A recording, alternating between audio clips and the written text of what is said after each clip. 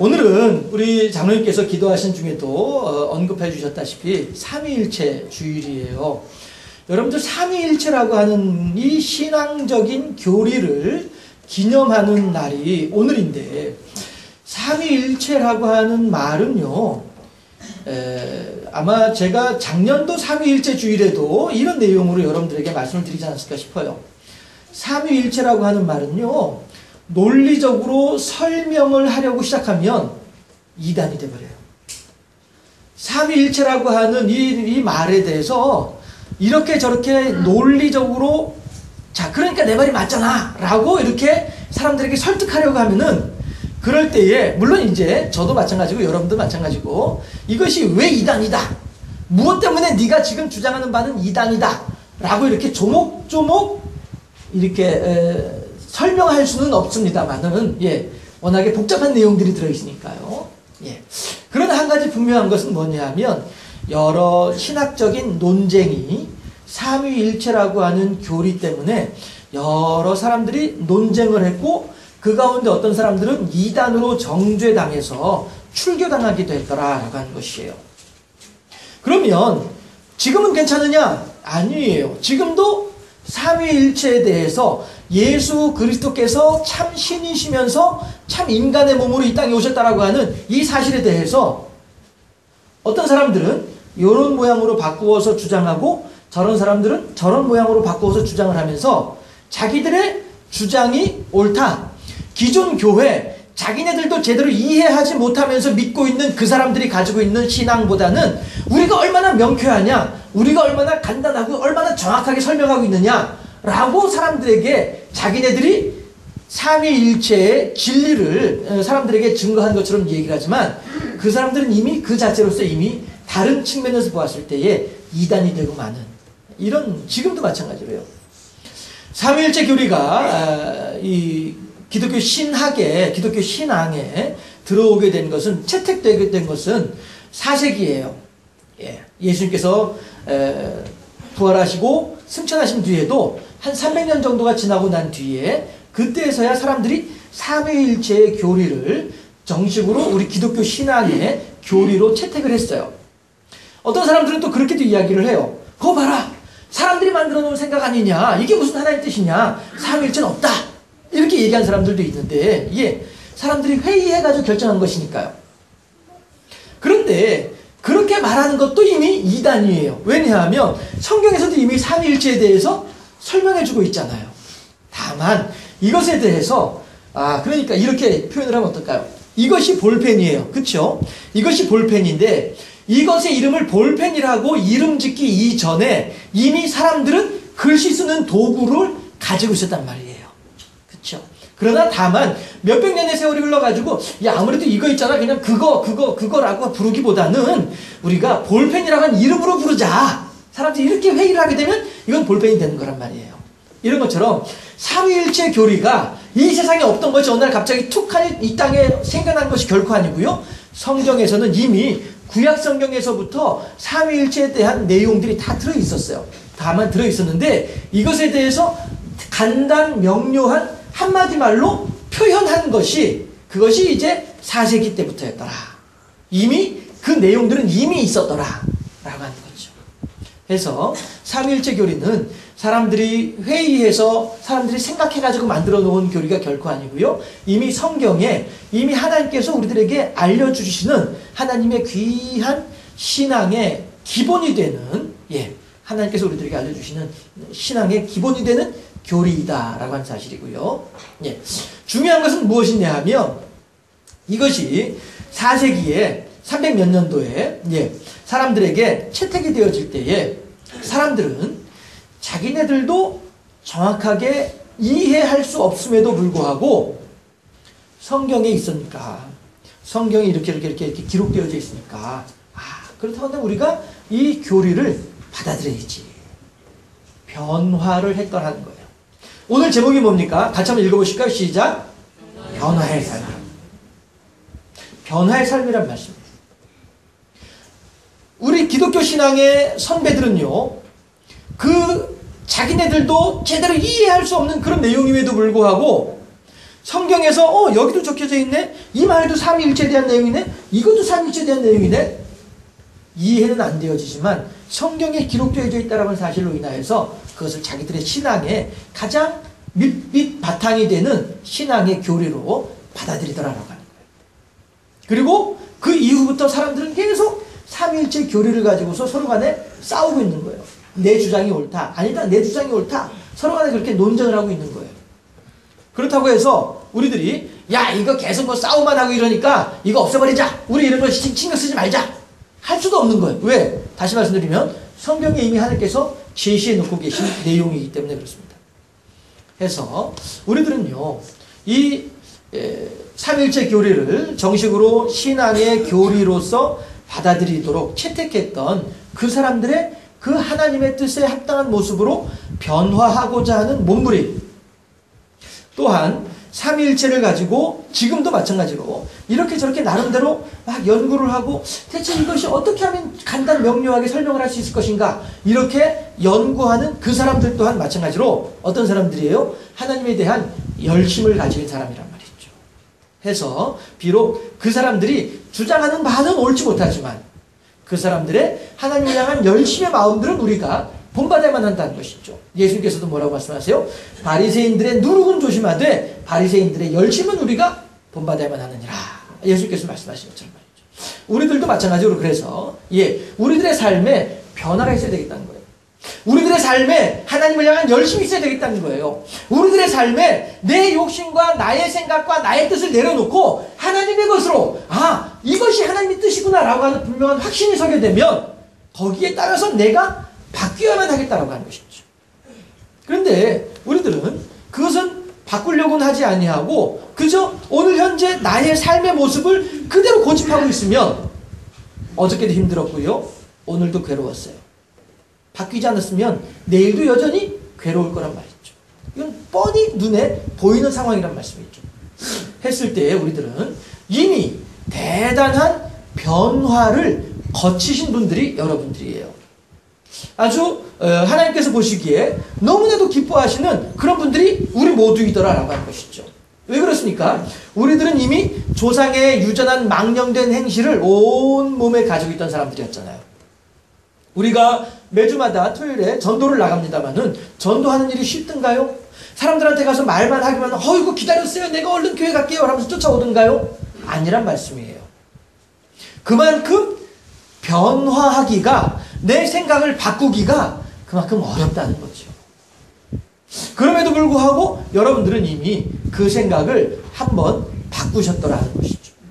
그런 면에서 우리들은 하나님을 향하여서 크게 칭찬받아 합당한 사람들이고 하나님으로부터 크게 존귀히 여김을 받아 마땅한 사람들이다라는 것이죠. 자, 손을 이렇게 펴셔가지고 손을 이렇게 펴셔서 가슴에 이렇게 살포시 대시고 토닥토닥 토닥토닥 말씀도 한번 해보세요. 토닥토닥 잘했어. 뭘 잘했어요? 예수 믿기를 잘한 거죠. 맞습니다. 시작. 토닥토닥 잘했어. 예수 믿기를 시작. 쑥스러우세요? 왜 이렇게 소리가 작으세요? 우리들은 이미 이렇게 변화했어요. 우리들은 이미 이렇게 바꾸어져 있어요. 그런데 뭐라고 하냐면은 주님께서는요, 이제 1년 지났다 이러세요. 몇 년 동안 바뀌어야 돼요? 에녹을 보면 에녹이 몇 년 동안 하나님과 동행했어요? 300년 동안 동행했어요. 우리들에게 말씀하시기를 잘했어. 잘했는데 이제 1년 됐어. 몇 년 남았어요? 에녹을 보면 299년 남았어요. 우리들한테도 아이고야 그럼 내가 지금 나이가 지금 70인데 그럼 앞으로도 300년을 더 살란 말이야? 그런 의미가 아니죠. 그만큼 우리들이 하나님을 향하여서 변화되어지고 성숙되어져야만 할 여지는 아직까지도 많이 남아있더라라고 하는 것을 얘기하죠. 해서 오늘 본문에서 바로 그러한 우리들이 변화되어져야만 하고 우리들이 성숙되어져야만 할 것에 대하여서 응원하시는 하나님의 마음이 오늘 로마서 8장 26절 27절이란 말이에요. 응원이 뭐예요? 응원이 그 경기장에 이제 사람들 응원하는 사람들 보면은 막 그냥 막 열광을 하잖아요. 자기가 응원한 선수들이 막 좋은 어떤 뭐 성적을 내고 어떤 성과를 내면은 그냥 막 자기가 한 것처럼 막 기뻐가지고 막 이러고 말이죠. 예. 저도 뭐 저는 이제 뭐 운동장을 다니거나 이렇게 하지는 않아요. 그런데 한번 이제 누가 티켓을 줘서 같이 가자고 해가지고 야구장에 한번 가본 적이 있었고요. 그 다음에 우리 고등학교 다닐 때 제가 다니던 고등학교가 좀 축구로 유명한 학교이거든요. 이회택 감독도 우리 학교 선배고 뭐 해가지고 예. 손흥민도 우리 학교 출신이에요. 예. 아무튼 좀 축구로 좀 유명한 어떤 그런 학교였어가지고 그 당시에 동대문 운동장, 지금은 없어졌죠. 예. 동대문 운동장 가가지고 이제 응원하러 이제 몇 번 나가본 적이 있었어요. 그 당시에 이제 이문영이라고 하는 저 1학년 때 3학년 선배가 국가대표 골키퍼였었고요. 그래서 이제 가가지고 이제 응원하고 했었어요. 근데 그때 그 경험, 기억들을 이렇게 생각을 해보면은 역시 집에서 텔레비전으로 보는 거하고 운동장에서 보는 거하고는 달라요. 진짜 다르더라고요. 해서 막 그냥 우리 학교 선수가 막 이제 뭐 좋은 성적을 내면 막 신나서 막 이렇게 하고요. 그런데 운동 선수들의 이야기를 들어보면 이 관중들의 응원이 얼마나 힘이 나는지 모른다. 이런 얘기들을 하더란 말이죠. 마찬가지로 이제 우리들이 믿음이라고 하는 경기장에서, 신앙이라고 하는 경기장에 서 있는 우리들은 선수들이에요. 선수들인데 이러한 선수들인 우리들을 향하여서 하나님께서 야 잘한다 잘한다 VICTORY 빅토리 빅토리 이런단 말이에요. 그럴 때에 그 응원의 말을 듣는 우리들은 어떻게 돼요? 힘이 나는 거죠. 없던 힘까지도 막 젖먹던 힘까지도 그냥 막 두두 주먹에 두두 다리에 제 고등학교 때 응원 가는데 말이죠. 예. 절로 힘이 솟는다. 기억나네요. 예. 응원을 하게 되면, 맞아요. 내가 막 지쳐가지고 힘이 들어서 막 한 걸음도 못 들 것 같았던 우리들임에도 불구하고, 야, 한우가 너 잘한다. 누군가 응원을 하게 되면은, 그래, 알았어. 하면서 벌떡 일어나서 또 뛰어간단 말이에요. 이게 응원의 힘이란 말이죠. 우리들은 부족하고 연약하여서 우리들은 너무나도 힘이 들어서 신앙의 길을 걸어가기가 어려워요. 날마다 매주마다 앞에 서 있는 목사는 여러분들 바뀌어야만 합니다. 여러분들 변화되어야 합니다. 여러분들이 변하고 성숙되지 않으면 안 됩니다. 라고 이야기를 하고 있지만 정작 이 선포되어지는 말씀을 듣는 우리 성도들은 대체 내가 어떻게 바뀌란 얘기야? 대체 내가 어느 방향으로 변화되어야 되는 거야? 얼마큼 변화되어야만 하는 것이야? 알지 못해요. 그것은 저 또한 마찬가지로 여러분 변화해야만 합니다 라고 여러분들에게 선포하면서도 불구하고 대체 어떻게 바뀌어야 되는 것이지? 이것에 대해서 명확한 것을 제시해드리지 못해요. 그러나 그러한 연약한 우리들을 향하여서 누가요? 성령께서 이러한 연약한 우리들을 잘 알고 계신다는 거예요. 나보다 더 나에 대해서 잘 아시는 하나님이 계시더라는 거예요. 그리고 성령께서는 우리들에 대해서 우리들의 부족하고 연약함을 잘 알고 있지만 또한 성령께서는 하나님께서 원하신 바가 무엇인지도 잘 알고 있는 존재가 성령이란 말이에요. 했을 때에 오늘 26절 27절 말씀이 이 내용이거든요. 구절들마다 여러분들에게 이렇게 설명을 해드리고 이렇게 표현을 하는 것보다는 이렇게 뭉뚱그려서 설명을 해드리는 것이 훨씬 더 여러분들에게는 정확하게 의미가 전달될 수 있을 것 같아가지고 그렇게 말씀을 드려요. 자, 하나님은 우리들을 창조하신 분이세요. 그래서 하나님께서는 우리들이 무엇을 원하는지에 대해서 우리보다 더 우리들에 대해서 잘 알고 계신 분이 하나님이세요. 그래서 우리가 하기만 하더라도 엄마는 이 아이가 지금 기저귀를 갈아줘야 되는지 배가 고픈지 졸린지에 대해서 하는 소리만 들어도 엄마는 다 알고 쫓아와가지고 필요한 것을 채워준단 말이에요.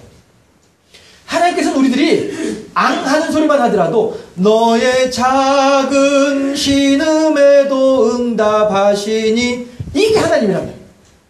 우리들의 자그마한 신음 속에라도 한숨만 쉰다 할지라도 말이죠. 우리 아이가 어렸을 때에 같이 이제 앉아서 이제 방에서 뭐 이렇게 하고 있는 중이었는데 한숨을 쉬더라고요. 뜨끔해가지고 아니 저 조그만 놈이 무슨 벌써부터 한숨을 쉬지? 뜨끔해지더란 말이에요. 예, 이런 것처럼 이게 부모의 마음인 것처럼 하나님께서는 우리들이 그냥 자그마하게 눈 한번 찡긋하는 것만 가지고도 왜 그러지? 신경 쓰신단 말이에요. 그만큼 우리들을 사랑하시면서 우리들에게 세심한 배려를 해주신 분이 하나님이시란 말이죠. 그런데 그렇게 우리들에 대해서 잘 알고 계신 하나님이신데 우리들은 어떤 사람들이에요? 우리들은 연약한 사람들이에요. 우리들은 죄악이라고 하는 그 가면에 덮여가지고 죄악이라고 하는 그 색깔 안경에 색 있는 안경에 우리들이 가려져가지고 나의 참 모습을 제대로 못 보고 있어요. 해서 우리들은 나 스스로가 얼마나 하나님으로부터 큰 사랑을 받고 있는지 이 작은 신음에조차도 응답하신 하나님의 이 사랑과 은혜에 대해서 우리들은 미처 헤아리지 못해요. 여러분들뿐 아니라 저도 마찬가지로요. 우리들은 그렇게 하나님의 사랑에 대해서 제대로 헤아리는 사람이 별로 없어요. 어쩌면 거의 없다고도 볼 수 있을 것 같아요. 왜냐하면 예수님 말고는 어느 누구도 이 땅의 사람으로서는 그런 존재가 없기 때문에 그렇습니다. 그런데 우리들이 그렇게 연약하다 보니까 하나님을 향하여서 무엇을 어떻게 기도해야 될런지도 모르고 있는 거예요. 그저 난감한 거죠. 그저 절망스러운 거죠. 앞이 캄캄하기만 한 거예요. 이래서 우리들은 이 실타래를 어떻게 풀어야 할지도 알지 못하고서 그저 답답해가지고 가슴만 치고 있는 거예요. 아이고, 이게 우리들이에요. 그런데 이러한 우리들을 향하여서 누가요? 성령께서 하나님하고 우리들 사이에 성령께서 계시면서 우리들에게 지혜를 허락해 주시는 거예요. 아, 이렇게 하면 되겠구나. 누가 주시는 거예요? 성령께서 주시는 마음이에요. 또한 그 성령께서는 이제 하나님의 마음도 잘 알고 계신 분이 성령이라고 했잖아요. 하나님을 향하여서 하나님, 지금 저 이한웅이라고 하는 사람이 너무너무 힘들어하고 있잖아요. 나도 알고 있지. 저거 어떻게 하면 좋겠어요? 해결할 방법을 찾아줘야 되지 않겠어요? 그러게 말이야. 하나님께서 얼마든지 능력이 있으시니까 한번 좀 해주세요. 그럴까? 이게 성령이란 말이에요. 딸이 부모 자식 간에 있어서 딸이 필요한 경우가 그 경우이더라고요. 자, 지금 밖에 나가서 이제 장가 들어서 밖에 나가서 이제 아들이 생활을 하고 있는데 부모 입장에서 보더라도 누가 보더라도 지금 뻔히 지금 너무 저 아이가 아들 아이가 자기 가족들 데리고서 살아가기가 너무 힘이 들어요. 힘이 들어서 이렇게 좀 돌봐주고 좀 살펴주고 싶은데 예, 다른 이제 그 자식들이 자녀들이 이제 따로 이렇게 있으니까 여기를 이렇게 돌봐주다 보면은 여기 있는 자녀들이 마음이 상할까 싶어가지고 부모의 입장에서는 이게 이렇게 얼른 선뜻 이게 안 가는 거예요. 혹시 그런 경우들 있으신지 모르겠어요. 제가 그런 경우를 보았었거든요. 제가 알고 있는 어떤 분이 그런 상황에 처해 있더라고요. 사남매가 있었는데 아들 둘에 딸 둘 사남매가 있었는데 아들 하나가 참 힘들어요. 아들 셋이었네. 예. 아들 하나가 참 힘들어요. 힘든데 부모에게 능력은 있어요. 그런데 이렇게 해주려고 하다 보니까 여기를 해주면은 나머지 4명한테도 그만큼 똑같이 또 해줘야 되는 상황이잖아요. 그만큼은 어렵단 말이에요.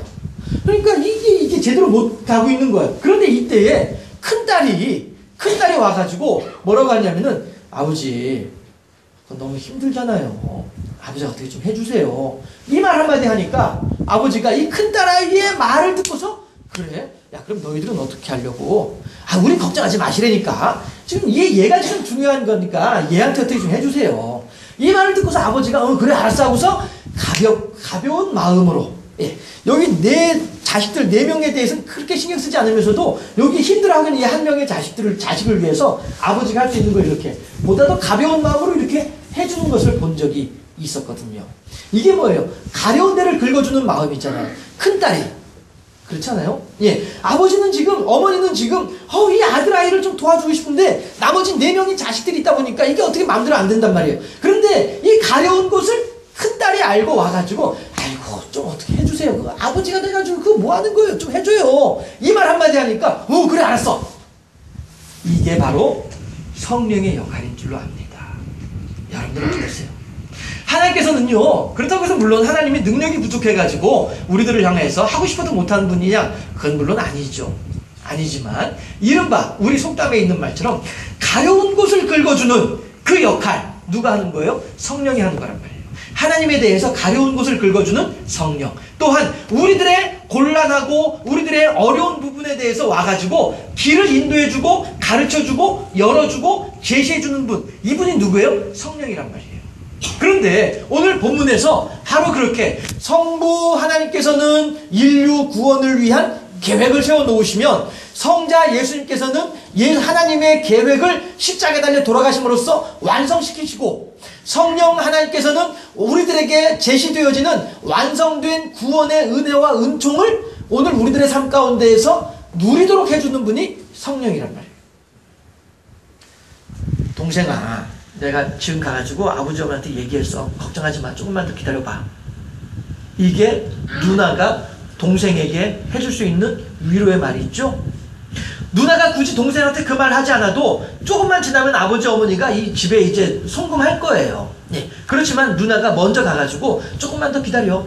그러면은 그 기다리는 그 시간이 아버지 어머니가 연세 높아가지고 병원에 걸어가기, 아니 병원이란다, 은행에 걸어가기 시간 걸리니까, 예, 그 시간 뭐 한 30분 정도만 기다리고 있으면 되는 거예요.